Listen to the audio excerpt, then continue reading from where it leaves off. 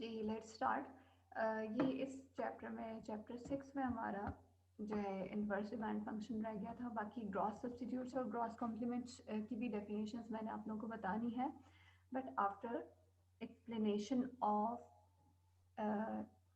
decomposition of income effect into substitution effect, sorry decomposition of price effect into income and substitution effects, ठीक है, उसके बाद मैं आपको बताऊंगी क्योंकि अभी तक हमने उसको सही से एक्सप्लेन नहीं किया, इनकम इफेक्ट और सब्स्टिट्यूशन इफेक्ट को ग्राफिकली। ठीक है, तो आज हम वो भी डिस्कस करेंगे। यहाँ पे हमारे पास इनवर्स डिमांड फंक्शन एक जो है टॉपिक है। इनवर्स डिमांड फंक्शन क्या होता है? Inverse demand function shows that for each level of demand for good one, the inverse demand function measures what the price of good one would have to be in order for the consumer to choose that level of consumption।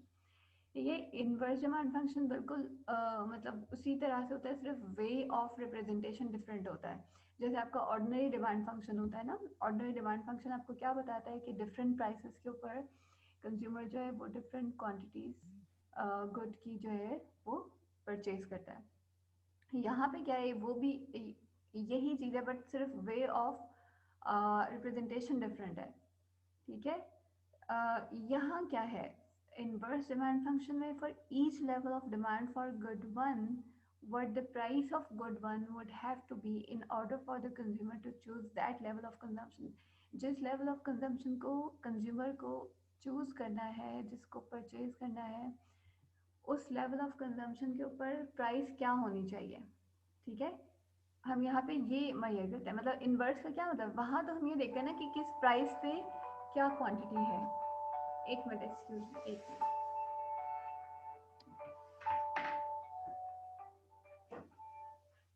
Hello, हाँ जी।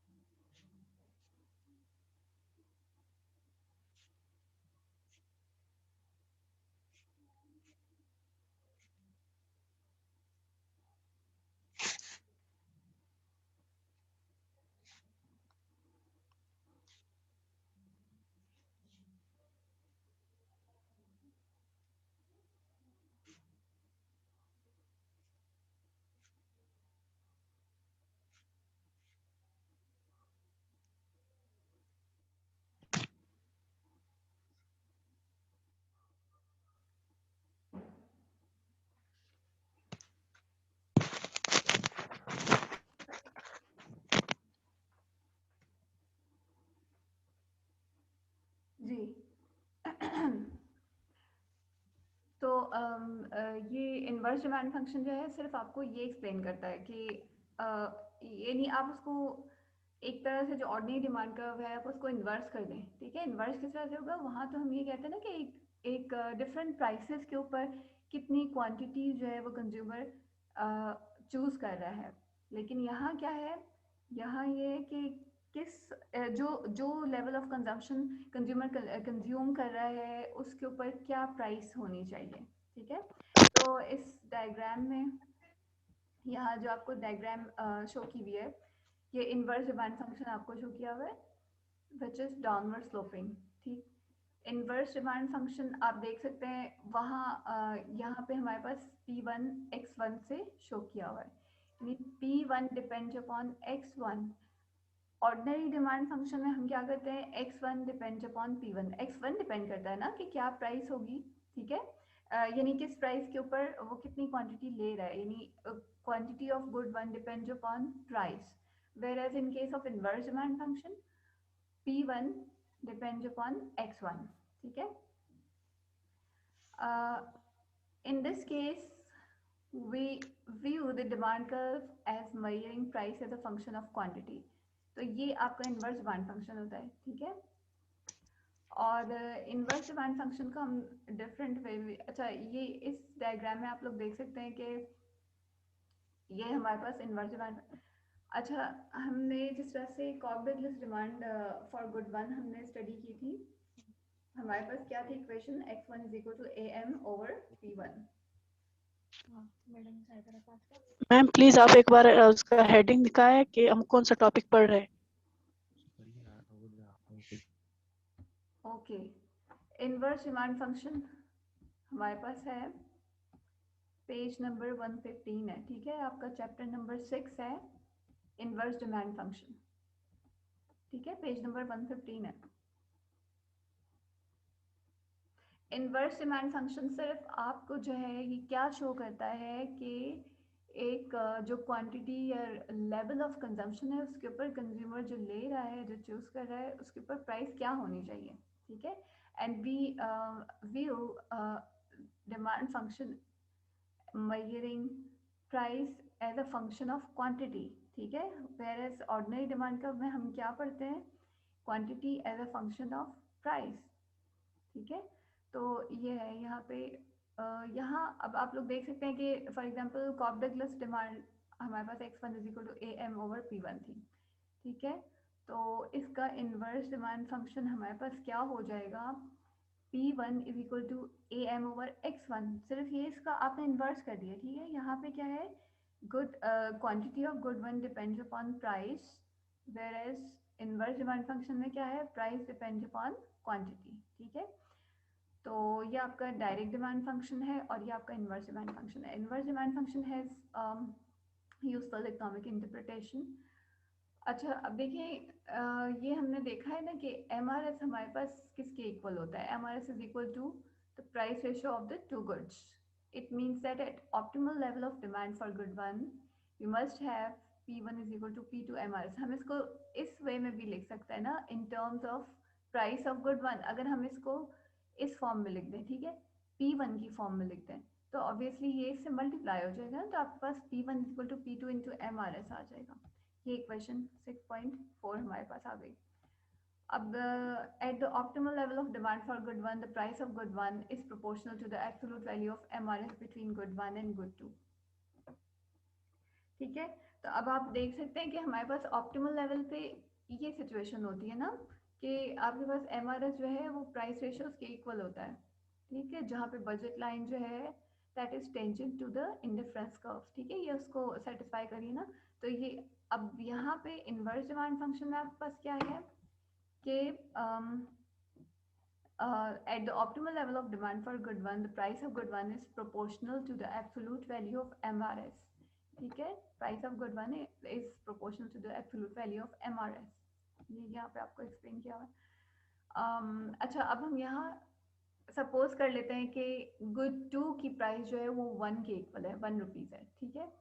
Then equation this equation ये आपके पास जो 6.4 है ये हमें क्या explain कर रही है, that at the optimal level of demand the price of good one measures how much the consumer is willing to give up of good two in order to get a little more of good one, ठीक है। देखिए इसमें वही जैसे हमने MRS वाले topic में study किया था ना, marginal willingness to give up और मार्जिनल विलिंगनेस टू पे, हम उसकी टर्म्स में इसको स्टडी कर रहे हैं, ठीक है। तो ये इक्वेशन हमें क्या बता रही है कि at the optimal level of demand the price of good one measures how much the consumer is willing to give up of good two, ठीक है। गुड टू के कितने यूनिट्स वो सेक्रीफाइस कर रहा है in order to have some more units of good one, ठीक है। तो ये यहाँ पे आपको ये एक्सप्लेन किया। In this case inverse demand function is simply measuring the absolute value of the MRS, ठीक है। यहाँ पे एब्सोल्यूट वैल्यू को मेजर कर, for any optimal level of x1 the inverse demand function tells how much of good two the consumer would want to have to compensate him for a small reduction in amount of good one, ठीक है। कोई भी x1 का जो optimal amount है, inverse demand function क्या बताता है हमें कि how much of good two the consumer would want to have to compensate him for a small reduction in the amount of good one. यानी अगर गुड वन के amount को वो सेक्रीफाइस कर रहा है तो उसको कितने यूनिट्स गुड टू के चाहिए कि वो उसको कंपनसेट कर दे. और turning this around, inverse demand function measures how much the consumer will be willing to sacrifice of good two to make him just indifferent to having a little more of good one. वही चीज़ ना जैसे आपने MRS में पढ़ा था ना कि कितना ज़्यादा कंज्यूमर जो है अगर वो X1 के एक्स्ट्रा यूनिट्स लेना चाह रहे तो उसके लिए कितना ज़्यादा वो गुड टू को सेक्रीफाइस करेगा. If we think of good two as being money to be spend. अच्छा, अब हम ये क्या सपोज कर रहे हैं कि गुड टू क्या है? This is the money to be spend on other goods. ठीक है, गुड टू को आप ये कंसिडर कर लें. जैसे हमने वहाँ पहले जो है वो सपोज किया था ना कि गुड वन कोई पर्टिकुलर गुड है और गुड टू जो है आपका ऑल अदर गुड्स हैं. तो यहाँ हमने क्या सपोज किया है कि गुड टू जो है वो क्या है? Money to be spent on other goods. Then we can think of MRS as being how many dollars the individual would be willing to give up to have a little more of good one. ठीक है, तो MRS हमें क्या बता रहा है? अगर हम गुड टू जो है वो money to spend on other goods ले लें तो MRS हमें ये बता रहा है कि how many dollars the consumer would be willing to give up to have a little more of good. ज़ाहिर है आप देखेंगे कि अगर वो X1 को ज़्यादा कर रहा है तो ऑब्वियसली दूसरे गुड्स पे जितनी मनी वो स्पेंड कर रहा है वो उसको कम करनी पड़ेगी. ठीक है, तो we can think of MRS as measuring the marginal willingness to pay. ये MRS जो है मार्जिनल विलिंगनेस टू पे को भी मेजर कर रहा है. Since the price of good one is just the MRS in this case. ठीक है, अब हम यहाँ पे क्या कंसिडर कर रहे हैं कि गुड वन की जो प्राइस है वो MRS है. This means that price of good one itself is measuring the MRS, marginal willingness to pay. तो गुड वन की जो प्राइस है वो मार्जिनल विलिंगनेस टू पे को भी शो करिए इस इक्वेशन में अगर आप देखेंगे. ठीक है, ये प्राइस जो है मार्जिनल विलिंगनेस टू पे को भी शो करिए. And at each quantity X1, the inverse demand function measures how many dollars the consumer is willing to give up for a little more of good one. ठीक है, तो अब देखें इस टर्म्स में अगर हम देखें कि marginal willingness to give up की टर्म्स में अगर देखें तो जितनी भी क्वांटिटीज गुड वन की वो ले रहा है. The inverse demand function measures how many dollars a consumer is willing to give up for a little more of good one. Good one के एक्स्ट्रा यूनिट्स लेने के लिए कितने यूनिट्स वो डॉलर्स के गिव अप कर रहा है. ठीक है, और in other words, how many dollars the consumer was willing to give up for the last unit purchase of good one. जो उसने कंज्यूमर ने लास्ट यूनिट गुड वन का परचेज के लिए किया है उसके लिए कितने डॉलर्स कंज्यूमर ने गिव अप किया है. For a small enough amount of good one came down to the same thing. So when X1 is very small, अगर हम ये कंसिडर करें कि X1 जो है वो बहुत स्मॉल क्वांटिटी है, the consumer is willing to give up a lot of money. क्योंकि आप देखेंगे ना कि X1 की क्वांटिटी जो बहुत कम होगी, कंज्यूमर बहुत ज़्यादा यूनिट्स जो है वो give up करेगा. A lot of other goods to acquire a little bit more of good one.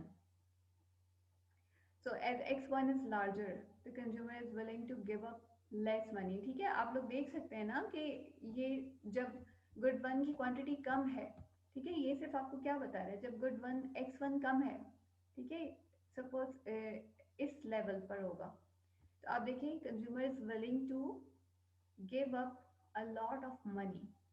ज़्यादा अमाउंट वो गिव अप कर रहा है ना. लेकिन जैसे जैसे हम X1 की क्वांटिटी को ज़्यादा करते जा रहे हैं क्या है? The consumer is willing to give up less units of money to be spend on other goods. ठीक है, तो जैसे जैसे इसके अलॉन्ग हम मूव कर रहे हैं, डिमांड कर्व के अलॉन्ग डाउनवर्ड मूव कर रहे हैं. ठीक है, तो ये सिर्फ मार्जिनल विलिंगनेस टू पे और मार्जिनल विलिंगनेस टू सेक्रीफाइस की टर्म्स में आपको एक्सप्लेन किया. Sorry, this marginal willingness to pay in the sense of marginal willingness to sacrifice good two for good one is decreasing as we increase the consumption of good one. तो ये वही चीज़ हो गई ना आपकी MRS जो हम स्टडी करते हैं. ठीक है, तो ये डिमांड कर्व आपको, इनवर्स डिमांड कर्व आपको ये एक्सप्लेन कर रहा है. ठीक है, सिंपली इनवर्स डिमांड कर्व वही चीज़ है. So this chapter is completed. If you have any question आप लोग उस पर चैट बॉक्स पे जो है वो पूछ सकते हैं.